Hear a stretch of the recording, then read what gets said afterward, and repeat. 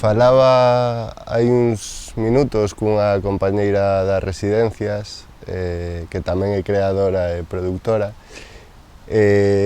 Bueno, creo que sempre me definín este último tempo como un productor accidental, pero en realidade creo que foi o inconsciente o que me levou de algún xeito a autoproducirme para ter o control dos meus medios de producción, non?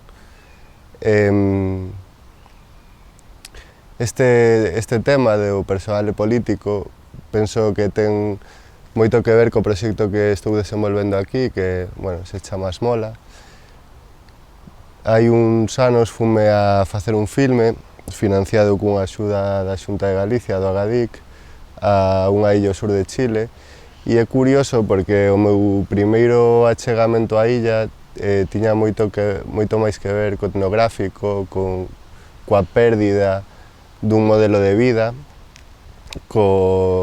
tamén co seu vencellamento con Galicia, é unha illa que lle chamaban a Nova Galicia, entón, pois de algún xeito tamén me tocaba, non? A min, a miña infancia, o lugar onde pertencía, pero, sí que é verdade que despois cada vez fun sendo máis consciente de que este a priori exotismo tiña moito máis que ver cun escape, cun punto de fuga.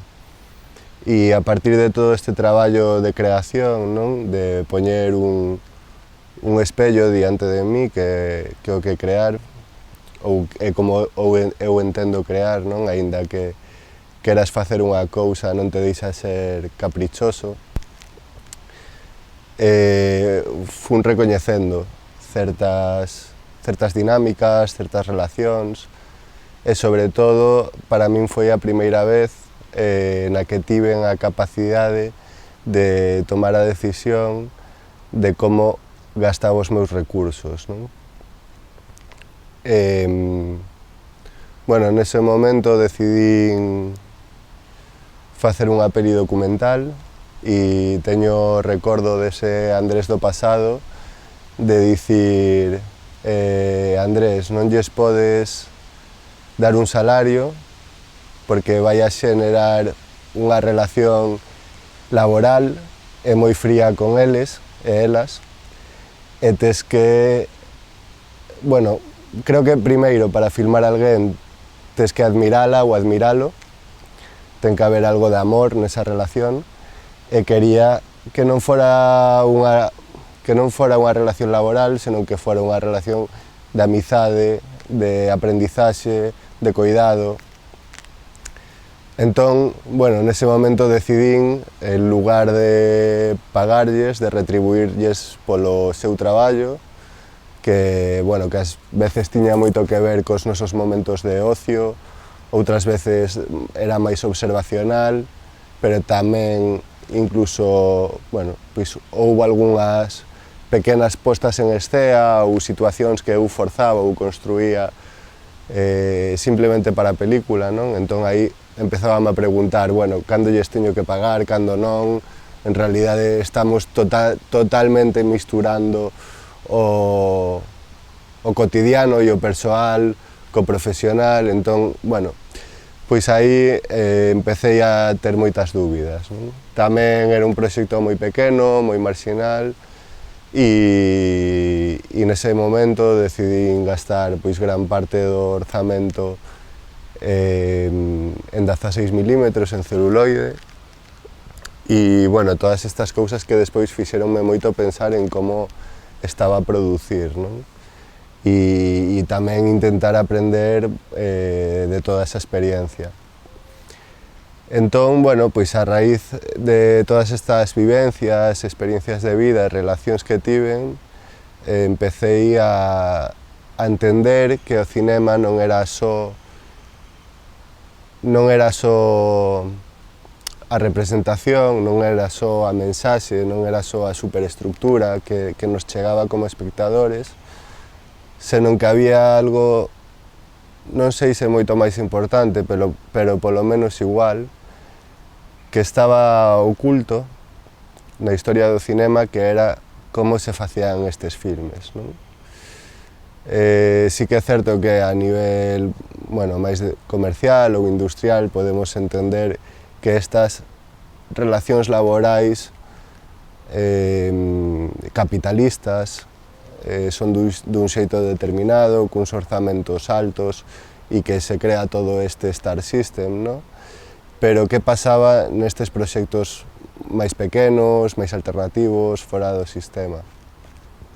Ou que pertencían ao sistema pero de outro xeito, non? Que pasa cando filmas unha persoa que non é intérprete, que non é unha actriz, que non é un actor?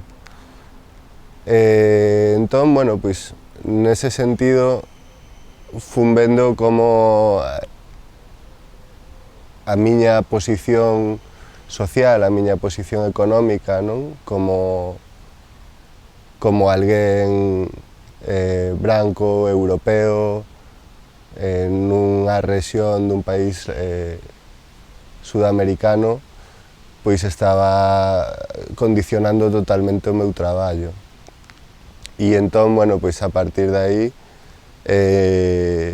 empecé a investigar como eran estas relacións, non? E a intentar xenerar espacios menos asimétricos, máis colaborativos, máis comunitarios, onde, bueno, este mundo tan complexo e tan desigual no que vivimos, pois entender que tamén hai outras formas de producir, non? E de crear, e de estar, e de convivir. E non quero dicir con isto que todo pase polo diñeiro. Creo que simplemente é un xesto de coherencia.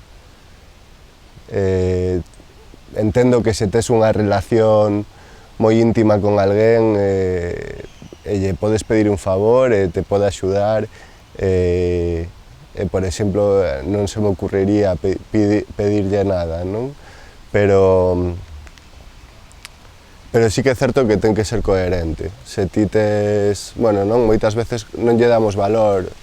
Traballei noutros proxectos e vin outras realidades nas que moitas veces cando había escaseza económica, porque aínda que teñas moitos cartos sempre pouco, un dos lugares onde primeiro se recortaba era na xente, non? Tanto no equipo artístico como no técnico. Bueno, creo que nese sentido é moito máis importante a infraestructura da creación, o como facemos as cousas, poñelas sobre a mesa, facelas visible, que o que facemos.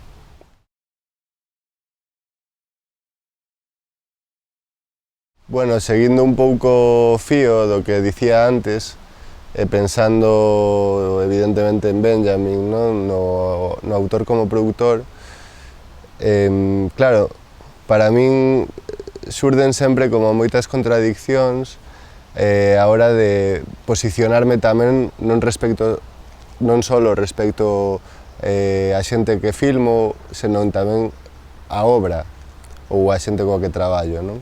Entón, nese sentido, teño a sensación de que estamos vivindo nun momento que tende a radical individualización, non?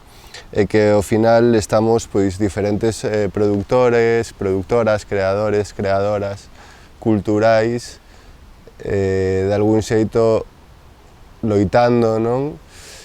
Atomizados, loitando por unhas subvencións, non? Entón, bueno, claro, hai algo tamén nesta individualización que nos fai como case crear unha marca. Xa non somos, bueno, unha empresa, senón que somos empresarios individuais que nos tenemos que facer a nós mesmos. E neste sentido, bueno, pois penso moito que pasa tamén coa morte de autor, non? Podemos hoxe en día facer películas sen que estean asinadas, como vai a ser a distribución dun filme ou dunha peza cultural que non teña nome, porque hai a sensación, non, de que esta sociedade precisa todo o tempo marcar, non? Señalar, etiquetar, ubicar. E en realidade tamén, volvendo un pouco ao anterior, non? Se o persoal é político é porque ao final todas temos as mesmas conversacións, non? Levamos aquí algo máis dunha semana e ao final ves que os temas que nos preocupan a todas son transversais e que realmente está todo o tempo o capital, non? Sobrepesando as nosas costas e, bueno, é difícil, non? Creo que, antes o falaba tamén cunha compañeira, creo que o paso a consciencia é grande, pero creo que aínda é máis grande o paso que hai da consciencia á acción ou á transformación, non? Entón, é certo que cando ou eu teño esa sensación, non, constante de agotamento e ás veces incluso de impotencia, non, de ter que facer as cousas só, e a vez ves que son unhas preocupacións colectivas. Entón aí é cando pensas, bueno, e por que teño que asinar o que fago? Por que teño que seguir creando só, non? Entón aí a tensión entre a morte de autor, a mirada persoal de entender, bueno, que fas as cousas dunha determinada maneira, como crear colectivamente. Nese sentido, ainda penso que, por exemplo, en Galicia faltan redes, non? Faltan espazos de, bueno, como este no que estamos agora, faltan espazos de pensamento interdisciplinares, interxeneracionais, de tecer redes, non? É como se, bueno, vale, pois aceptamos que este sistema prefire individualizarnos e que vivamos nun apartamento con 2 gatos comendo sushi, non? Así que un pouco a coña o prototipo ideal de vida que ten moita xente, pero en realidade penso que tamén é responsabilidade nosa e que temos que facer autocrítica e non botar sempre as culpas ao sistema e intentar xenerar estes espazos, non? Estas illas e intentar, bueno, entender que nesta tensión, nesta dialéctica entre autor individual e, chamémoslle, colectivo, tamén pode haber puntos intermedios, non? Tamén, bueno, cada vez máis estamos vendo como hai colaboracións puntuais con outras e outros creadores e buscar aí os puntos de conexións e esas inquietudes colectivas que temos, non?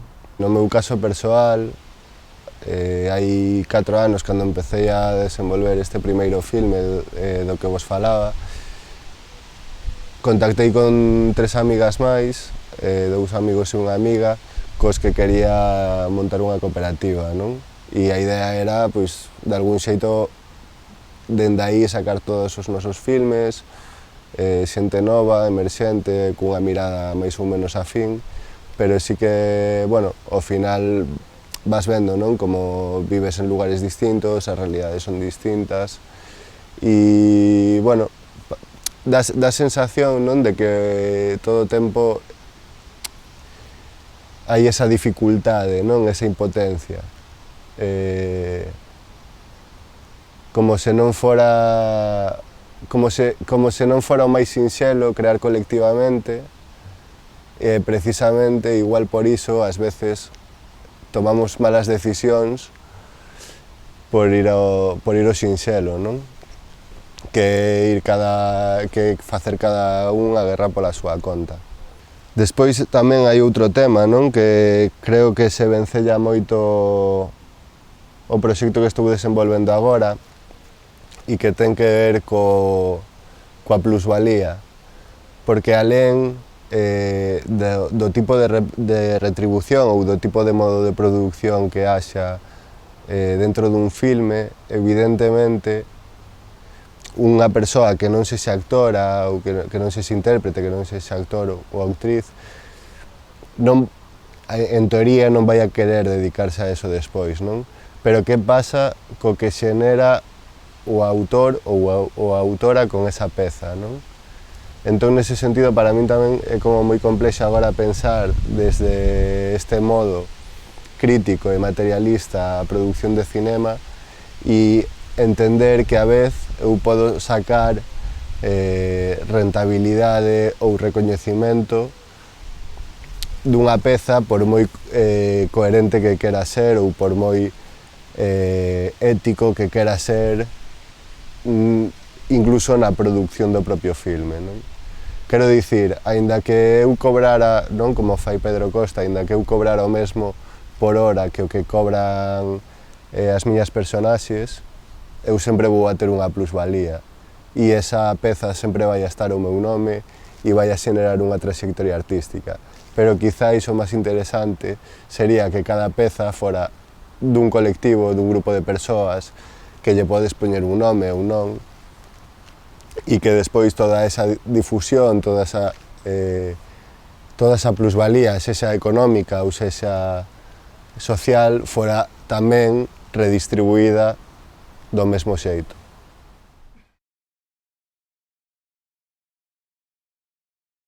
Seguramente penso que empecé a crear primeiro como cinéfilo e é curioso porque mirando a vista atrás sempre me chamaron moito a atención os filmes que de algún xeito representaban a pobreza, non? As Urdes, Los Olvidados, Agarrando Pueblo, todos estes tipos de filmes. Tamén moi influenciado polo novo cinema latinoamericano, os textos de Glauber Rocha, de Jorge Sanginés, de Tomás Gutiérrez de Alea. Cando vin Agarrando o Pueblo foi un filme que me impresionou moito, non? Como éticamente facía unha crítica desta representación da miseria no Cali dos 70 e como xogaban con dúas cámaras, non? O xogo metacinematográfico, dous reporteiros indo os vagabundos da cidade, filmándoos como moi preto. Incluso hai un momento tamén do filme no que hai, o director da reportaxe, da suposta reportaxe, intenta comprar con cartos a imaxe dun lumpen, dun marxinal. Pero claro, esa peli pois quedou aí, non? Esas imaxes quedaron en min, afondaron no meu interior e despois eu seguín, vendo e facendo e creando. O ano pasado descubrín con outros ollos, non? Cando volves a ver algo, un filme de Van der Kuyken, un cineasta holandés que se chama Hacia el Sur, e en Exipto facíase visible este pacto, non? Esta negociación.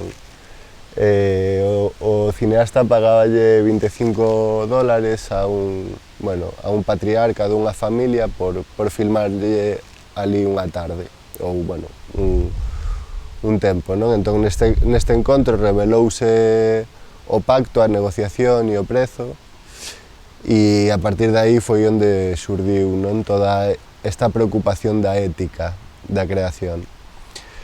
Pero claro, despois cando seguín desenvolvendo e seguín investigando esta idea, non sei, por exemplo, Flaherty tiña aos inuís asalariados que eran actores e á mesma vez eran axudantes de producción, facían de todo.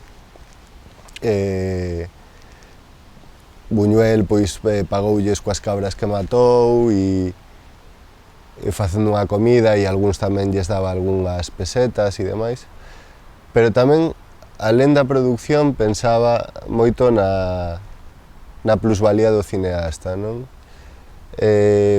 Casos, por exemplo, como de Philibert con Ser y Tener ou incluso de Patricio Guzmán coa Batalla de Chile, fanme pensar o complexo que é, non, entender esta tensión ou este equilibrio entre un cineasta ou unha cineasta que quere servir o mundo, que quere servir a sociedade, poñendo sobre a mesa certos temas,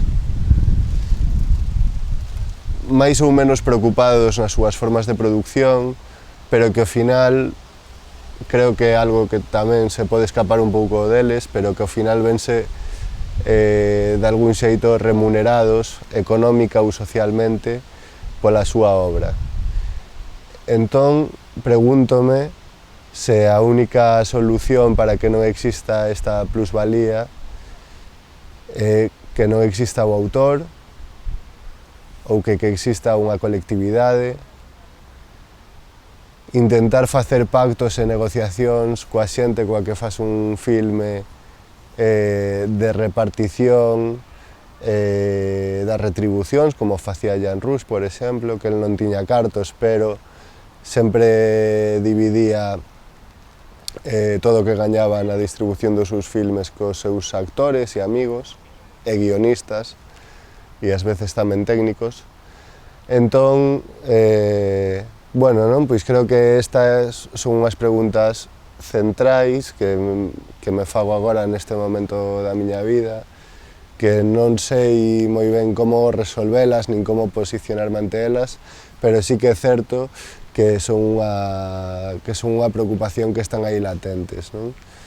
Por exemplo, pensando agora, non, no caso de Philibert que mencionaba antes, despois de facer o filme Ser y Tener, que, bueno, tivo unha repercusión que ninguén esperaba, non só en Francia, pero sobre todo.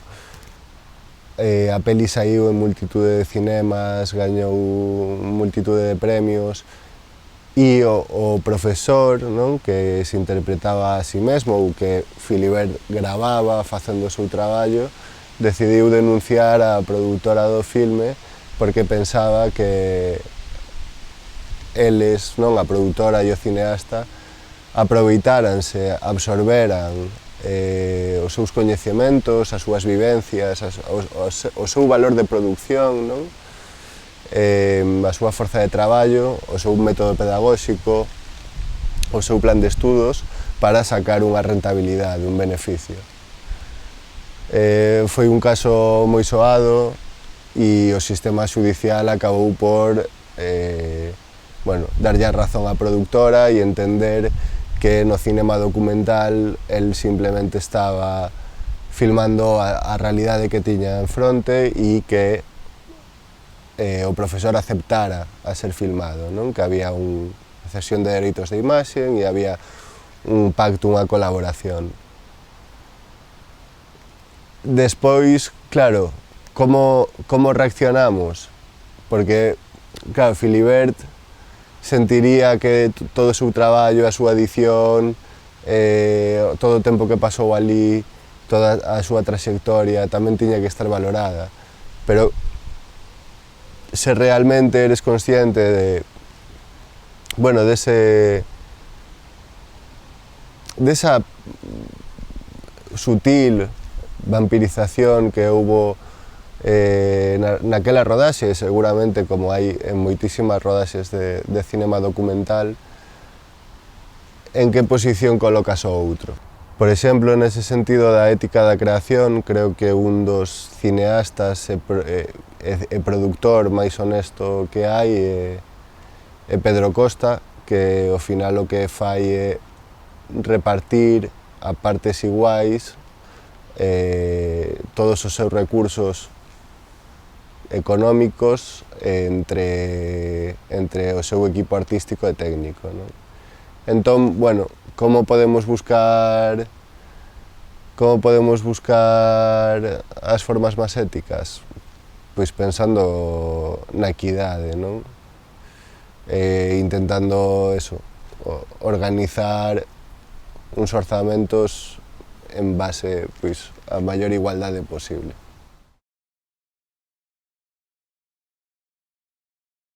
Pensaba agora, non? Con todo este tema da ética tamén e a plusvalía na importancia do control dos medios de producción por parte dos cineastas, non?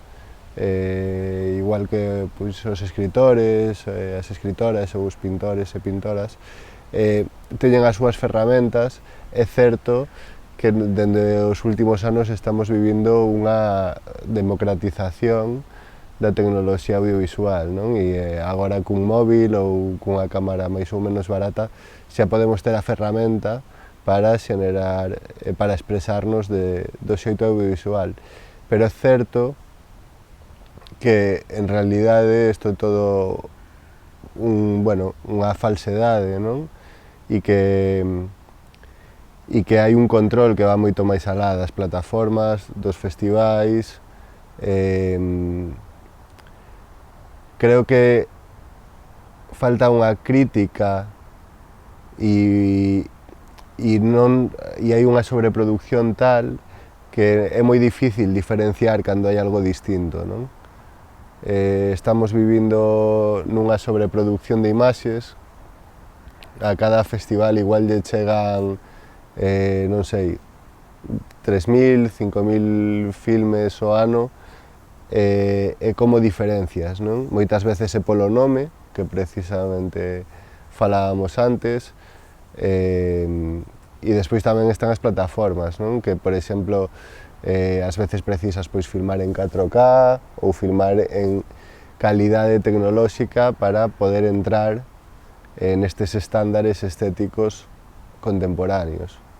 Entón, por un lado está como a calidade artística, non? Que poderíamos valorar, aínda que sexa unha arte povera, aínda que non haxa recursos, aínda que non haxa medios, incluso ás veces nin orzamento. Por outro lado está este poder da calidade técnica que ás veces fai que todo este tipo de produtos que se non teñen unha rede ao redor que o lexitime, non? Ás veces pasa por coñecer a alguén, outras por participar en diferentes contextos, laboratorios, que de alguna maneira tamén penso que homoxenizan, non? Todo isto. Pensaba, por exemplo, tamén na contradición que teño persoal entre, por un lado, gastar igual cartos de máis traballando en celuloide e, por outro lado, tamén é un medio que ten unha forza que ás veces o digital non pode chegar.